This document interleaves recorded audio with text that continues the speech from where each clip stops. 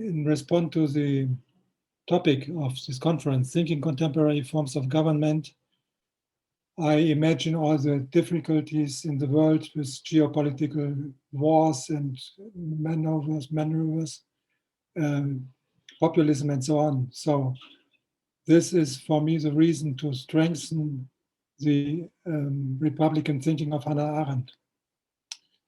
And I would like to present especially, as far as I see it, the most important part of the theory, which is the most important element, which is plurality. And I would like to strengthen plurality as we talked about the thesis of Christina of Berkowitz and others about the participation of self-government and so on. So this plurality is, I suppose, one of the most important parts of discussing this self-government and participation. So it is, my opinion, the Republican part of our liberal democracies that matters and must be strengthened. To this end, I would like to present a path of thought that takes 4 elements of Arendt's Republican thinking, shows their inner context and seeks to strengthen each other. So I go to Arendt with some aspects which the Arendtians among you all know, but I think with this new emphasis, there are some aspects perhaps they are not so common. So these elements are first the quasi-anthropological, strongly valorized understanding of plurality. Second, its adequate power-oriented institutionalization in the form of the separation of powers and federalism, which we already discussed. Third, the plurality of judgment, which opens the perspective of the cosmopolitan side of the 4 aspects. And finally, fourth, which is new in these debates, the relationship to nature, which for Arendt not only belongs to the basic elements of the human condition, just as plurality does, but also has a decisive significance for the stability of the Republic within the framework of our common world, our natural cosmos. I will deal with the first 3 aspects somewhat more briefly in order to have more time to think about the importance of our relationship with nature for our understanding of a sustainable politics and republic. So first, the point, the importance of plurality. Here I would like to mention 4 points. First, the fundamental simultaneous existence of equality and distinction in plurality. Second, in Arendt's thinking work, which we can reconstruct, the importance of the person and its characterization by means of the distinction between the who and the what of a person. Third, the intersubjectivity of plural relations. And fourth, the importance of responsibility. On the first point, the existence of equality and distinction in plurality is the reason why communication is possible, but at the same time necessary. In Arendt's words in The Human Condition, if men in the plural were not equal, they could neither understand each other and those who came before them, nor plan for the future and foresee the needs of those who will come after them. If men were not distinct, each human being distinguished from any other who is, was, or will ever be, they would need neither speech nor action to make them understood. Signs and sounds to communicate immediate identical needs would be enough. Maintaining the relationship between equality and distinction is a balancing act. When equality is substituted by distinction, people are alienated from each other, so that understanding is no longer possible and the world appears as a labyrinth. When distinction is made equal, it happens by violence and the world turns into a desert.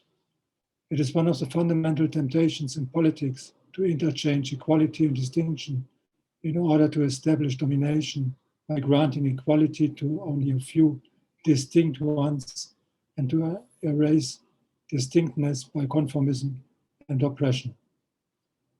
The second point regarding plurality concerns Arendt's characterization of the person by means of the distinction between the who and the what of a person.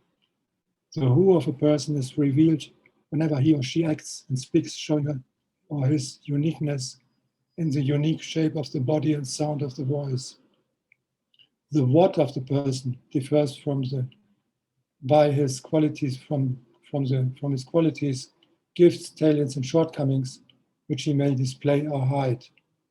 Arendt gives an example, particularly touching among her portraits in Men in Dark Times, is Arendt's description of her friend Waldemar Gurian and his independent spirit, friendliness, and public appearance as the who of his person.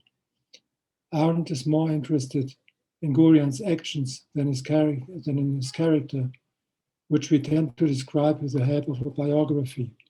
Characters refer to attributes, action to personality.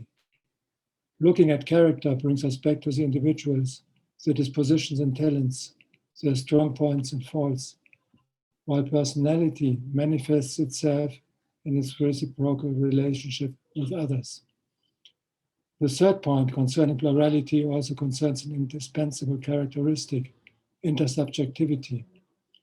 If the interplay of sameness and distinction is preserved, two forms of reference emerge, which Arendt refers to specially as the in-between of political phenomena and structurally as the web of the actors' relationships. The fact that political phenomena such as freedom, civil disobedience, authority, and power emerge intersubjectively and are understood intersubjectively frees the concept of power from its traditional identification with domination, thus strengthening the citizenry and its sensitivity to forms of restriction of plurality. The fourth point regarding plurality is the importance of responsibility. Arendt referred to responsibility as the indispensable flip side of freedom, to the extent that the recognition of plurality enables freedom of action. This freedom must respect and protect the plurality that presupposes it. When we speak of the common good in this context, we do not mean primarily social well-being, but political intersubjective plurality, freedom and justice, and the exercise of political and social responsibility. Such a Republican concept of plurality, with all its implications, which I think there are more, but I took some as an example, is not only a challenge for politicians and political parties, but for the whole political community, the civically engaged, and also for the economically active persons who take responsibility for their actions toward employees, consumers, and also the environment. This brief remarks on a strong plurality and understood qualitatively as a response to the threats and abuses of plurality raise some problems, of which I will mention only two very shortly here. First, the importance of group membership and loyalty, and second, the problem of identity politics. In a description of the web of relations, Arendt does not mention the human need of belonging, which groups such as family, party, professional environment, and leisure groups are available to satisfy. The cohesion of all these groups is made possible not only by consent, but above all by loyalty, which considerably limits critical thinking and judgment, and thus plurality in favor of simplifications, conformism, ideology, and friend-foe thinking. And the second problem, identity politics, is a practical example of the union of this structural contradiction of critical thought and action on the one hand, and its essentialist simplification on the other. Thus, Arendtian Republican plurality requires a truly high degree of criticism, openness, and tolerance from the perspective of the political common good. I come to the second aspect, so these are very short points. It's like an outline more for research work than a thorough explanation. The second point, separation of powers and federalism. I think we heard a lot about federalism and councils and the separation of powers from Montesquieu, so that I will only name not everything of the text here, but only a point. Federalism doesn't have a political philosophy. This is my impression, working on it and investigating. It is used as a structural construction discussed in the multi-level governance in political sciences, but not in the political philosophical way, which Arendt did. When we talk about plurality, then the organizational form of this is federalism and not the nation state or the sovereignty, an organism which is sovereign. And there are several examples of Arendt in favor of the bi-political solution or bi-national solution for the Middle East and other things, which I will skip completely here. Only one remark that also Albert Camus was in favor of a federal solution of the colonial conflict between France and the region which is now Algeria, and was in favor of a federation, which was called neocolonialism, was not accepted in the French political spheres and public.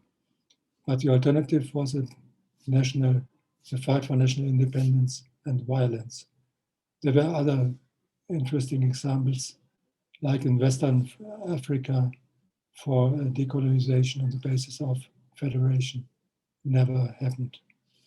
I come to the third point, the plurality of judgment, which I think offers an interesting aspect in Arendt, which is not yet discussed so much. It is not surprising that the meaning of plurality characterizes not only Arendt's concept of action, but also of judgment.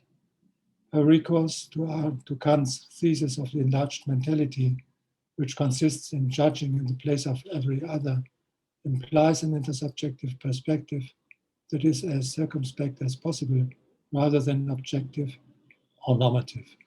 Hence Arendt's statement, the validity of such judgments would be neither objective and universal nor subjective, depending on personal whim, but intersubjective and representative. Now, this form of intersubjective judgment is suitable for the assessment of events, not only in our immediate environment, but also the broader world, up to the challenges in our global world. This is no easy task. Thus, as early as in 1957, in her essay, Karl Jasper's Citizen of the World, Arendt declared that there is no meaningful alternative to the fact that given the globalization of the world, we must also take note of the diversity of perspectives in that world. The solidarity of mankind, she explained, may well turn out to be an unbearable burden. It is not surprising that the common relations to it are political apathy, isolationist nationalism, or desperate rebellion against all powers. If the reaction to some kind of forced global unification may be more a tremendous increase in mutual hatred and its the somewhat universal irritability of everybody against everybody else, then a process of mutual understanding and progressing self-clarification on a gigantic scale must take place. I think this is very actual for the globalization crisis today, which means also that positive solidarity can be meaningful if it is coupled with political responsibility. What a memorable statement Arendt makes here, to set in motion a process of mutual understanding and progressing self-explanation. This sentence pleads for an unusual self-critical attitude, for listening as a necessary part of communication, for making one's own views and ways of acting understandable as a basis of dialogue, and all this in a temporally open dimension. According to Arendt, all thoughts and contents should answer the question, are they such that they may help or such that they will prevent communication? Do they seduce to solitude or arouse to communication? The challenges of globalization and the crisis can be meaningfully met only by renouncing not only violent action, but also what Arendt calls violent thinking, the refusal to communicate dogmas that cannot be discussed and supposedly objective truth. Only communication as mutual understanding and progressive self-explanation can be an indispensable humane basis of globalization. With this perception of different perspectives, we leave our subjectivist position and take a new perspective in the Arendtian in-between. Globalization challenges us to adopt a world perspective, a cosmopolitan one. I come to the fourth aspect, which will, in the context of Arendt, surprise you, the topic of our relationship with nature. The short walk through Arendt's Republican concept promises stability based on a broad existential notion of plurality with its corresponding forms of power and judgment. We could devote ourselves here to more detailed problems, leaving nature aside as usual in such politological or political philosophical considerations. But there are three considerations in Arendt herself why, on the contrary, nature should occupy a place equal to plurality. First, because worldliness, according to Arendt, belongs to the human condition, and worldliness does not only mean the world that emerges in intersubjectivity, but also the earthly world of life and nature. Second, because Arendt's detailed critique of the alienation from the earth and of the world of scientific and political thought in the modern age implicitly contains a call to overcome this alienation. Arendt was concerned with overcoming political world alienation, but not earth alienation. Third, climate change and environmental degradation now rose such a challenge that political philosophy should consider nature as one of the basic conditions of the political. In the context of this paper, this means to consider politics and nature, or better in the Republican context, Republic and cosmos, in their close connection with each other. From the perspective of their close connection, nature is now something opposed to human beings, but human beings are part of nature, of what Alexander von Humboldt called the world-spanning organism or cosmos. To this cosmos belong equally humans and animals, or human and non-human animals, plants, minerals, the classical elements, as well as climate and atmosphere. This perspective, prevalent in antiquity and the Middle Ages, returns in the present after the enlightened Humboldt and Goethe, for example, in the works of Margulis and Lovelock's Gaia hypothesis of a purposeless, self-regulating equilibrium system. Now, if humans and human institutions are part of this organism, this raises the question of the extent to which the concepts of plurality, intersubjectivity, and sustainability designate common phenomena of this cosmos, what means that they are present not only in the world of humans, but also that of nature. Can we meaningfully apply first the concepts of plurality and intersubjectivity to the realm hitherto understood by nature, and second, vice versa, the concept of sustainability to the political realm, the republic?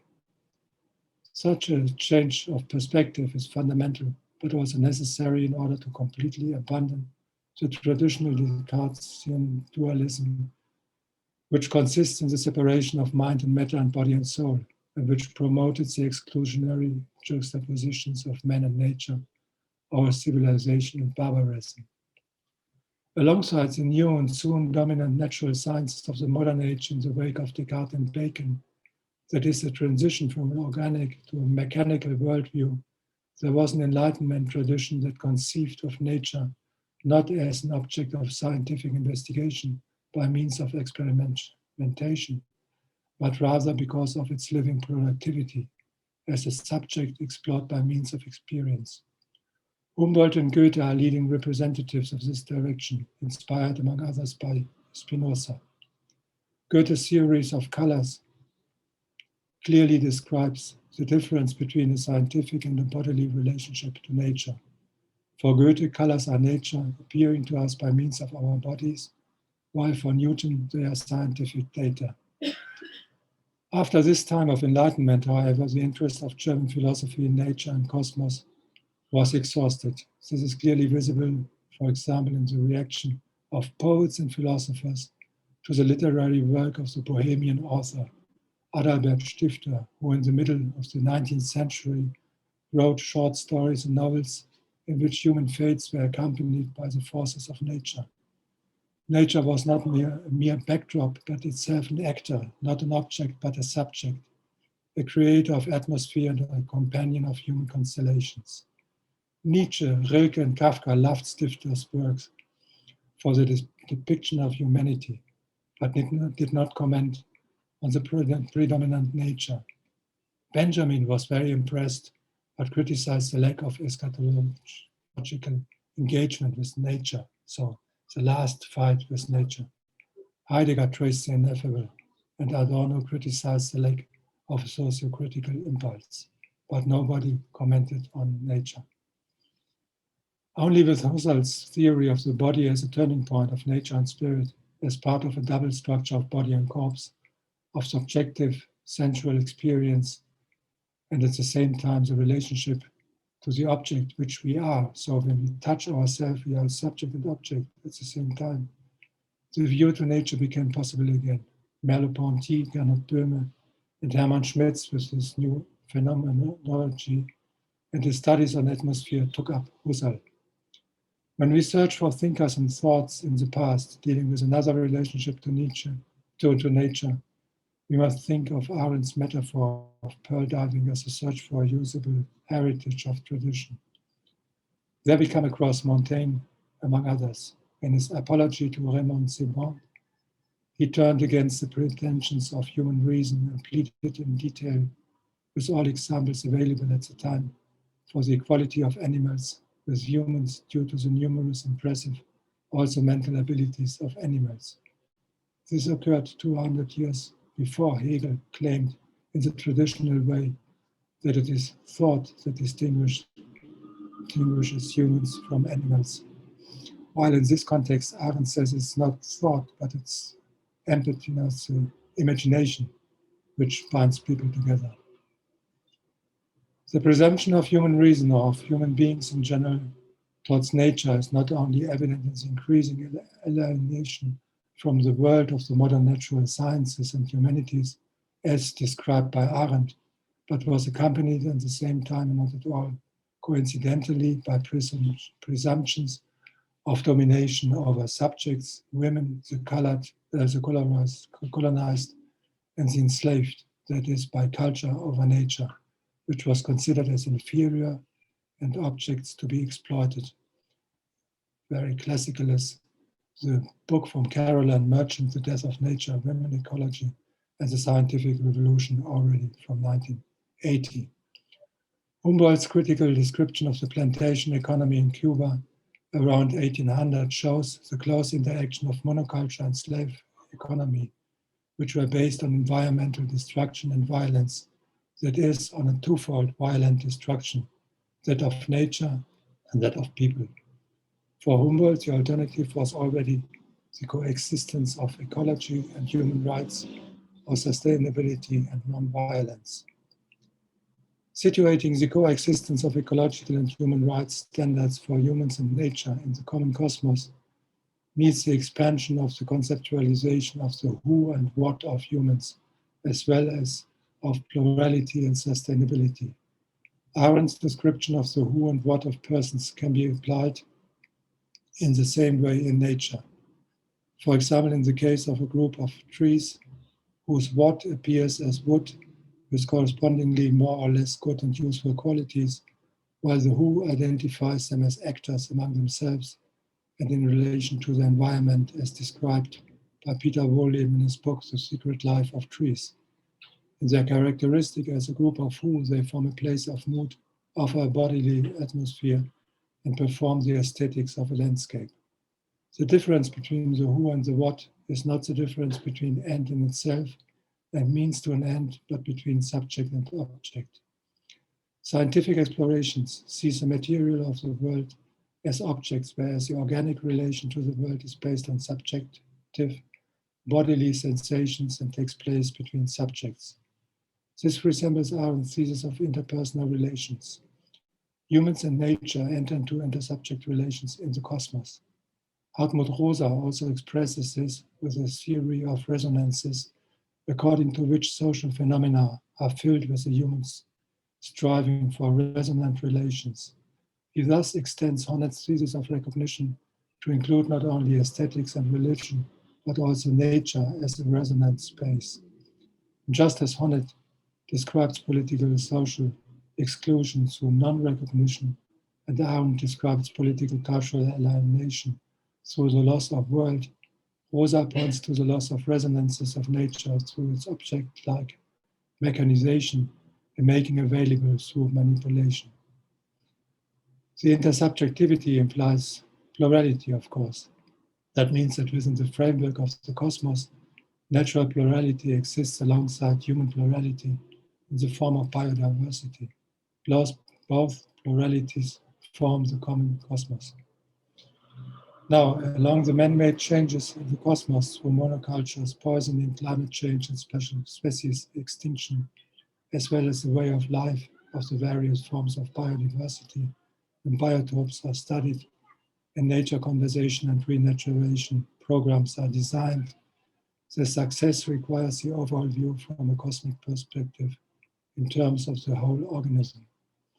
The sense of threat and omnipotence of the Anthropocene is countered by the global change of perspective, the realization that, as Böhme writes, the relationship of modern man to nature can only be revised with his experiences himself as nature. That is, when the various ethics, such as bioethics, animal ethics, medical ethics, and ecological ethics, are incorporated into an overarching natural ethic because one recognizes oneself as nature. This perspective takes Donna Haraway with the notion of kinship, including animals and plants, into culture by means of their recognition as subjects of law with their own rights. Cosmic thinking offers, instead of the pair of opposites like culture and nature, or civilization and barbarism, that of oasis and desert. Oasis and desert denote not only natural phenomena, but also the condition of human societies. Arendt uses the oasis to characterize a human-friendly environment. The desert is a metaphor for the unleashing of totalitarian terror, as she explains in the last pages of Elements of Totalitarianism. It seems as if a way had been found to set the desert into itself in motion, to let loose a sandstorm that could cover all parts of the inhabited earth. The close connection Humboldt suggests with this observed proximity between ecologically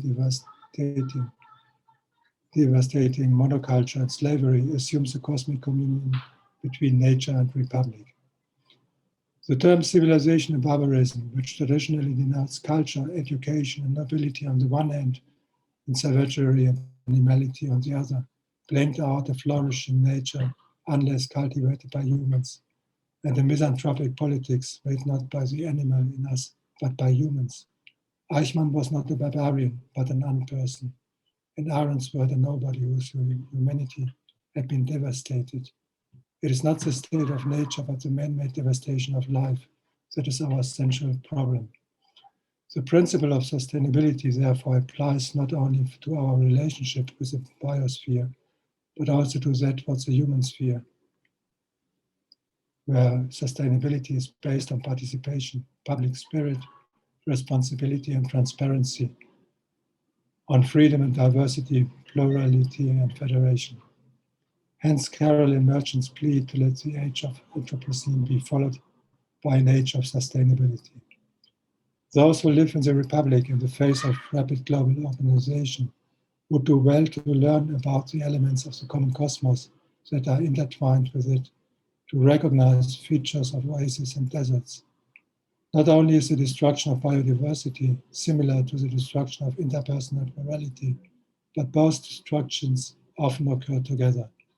The human as well as the non-human part of the cosmos can only be understood by knowing them and being able to tell about them.